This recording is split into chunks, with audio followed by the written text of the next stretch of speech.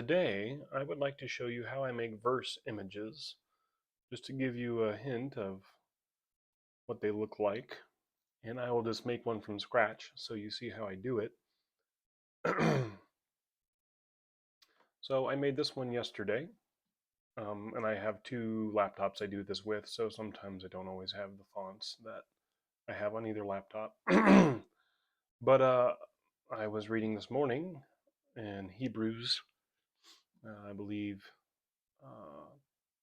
2:1. I'm going to make it for the NASB 2020 again. So here's the first thing I want to do is usually, sometimes I'll do the verse. I'll just do the verse first so you see how I do this. Whenever I make my verse images, especially in something like the NASB or the New King James, I do like to keep the implied words italicized. So I use Olive Tree. You could use a browser, Bible Gateway, or whatever you want to use. So Hebrews 2:1. I'm very picky about my fonts too. Actually, this is actually two fonts because this right here is called Carmina, but I don't have it. It doesn't have an italicized function. But I want Carmina to be the main font. Then I need to find out. So we see it looks like from and it are the only words that are italicized. And so whenever I'm using Carmina, I use italicis and liberation serif because it's kind of similar. And you can see there's a little extra space here than the other three spots, but I'm not too concerned. Sometimes I will, you know what, I'll just do that. I backspace and entered to make these two separate lines and not part of the same. And I'll just, maybe I need to do it up here. Make this line smaller.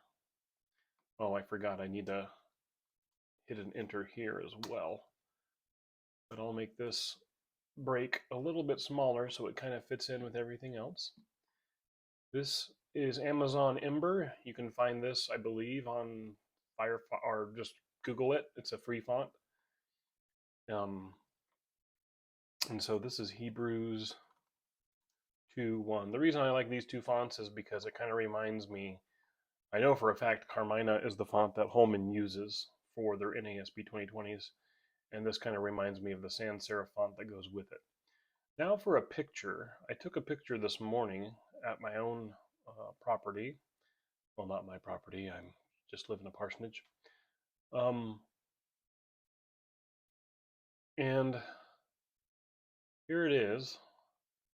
But I kind of want to go with this more faded, I think they call this bokeh look. And if you didn't know, there's this great website called, here, I'll just bring this over, Photopea, which is basically a online Adobe. So if you're at all familiar with Adobe, this is a great website to go online to play around with a few things. Why this is taking forever, I don't know. There it is. So I'll just drop my photo there. And I really just want to find a filter. And I want to know liquify blur. Let's see what a Gaussian blur looks like. Here we go. I like that. And I'm already done. That's kind of all I wanted to do to make it a little bit nicer looking for at least a photo. I'm going to export this as a PNG, or a JPEG works. I'm just going to use PNG. It's really zoomed in, so don't let that scare you. Yep, save. I'm just gonna save over it. It's saved into my Amazon photos and on my phone, so I'm not too, actually it's a PNG, that's right. So let's just make sure, yep, that's how I wanted it. So now, here it is. Now, if you're using Pages like me, you got to make sure you're not putting into a box. You got to make sure it goes on the paper. So there it is. And I'm going to go ahead and delete this one for my background. I'll put this behind. Range, backwards, backwards, backwards. There we go. Now, one thing we can do is, you notice I have this black background.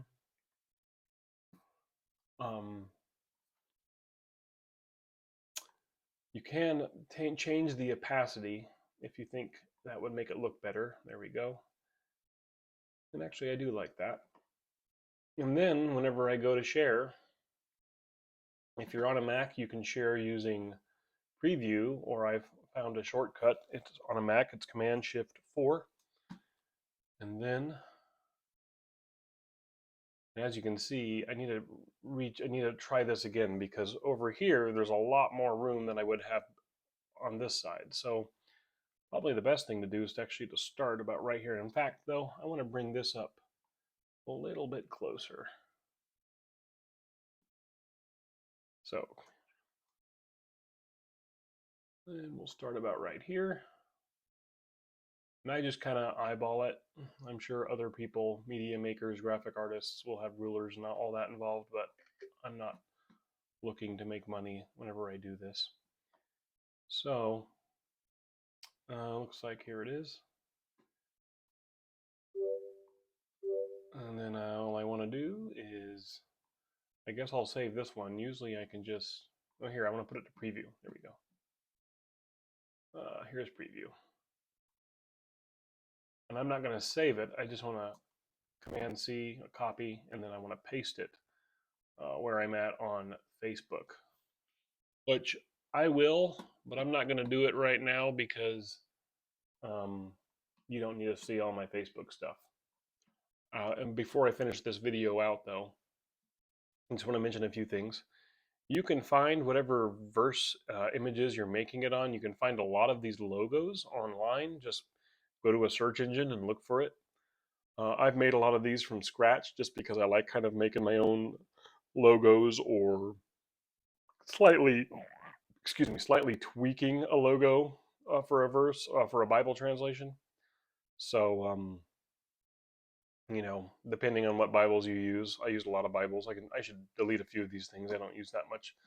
Use a lot of them anymore, but like here's ESV. I like making the BSB logo look a little bit like the old-fashioned NIV-84. I think I made the symbol on an AI generator, like, you know, whether it be Gemini or Copilot.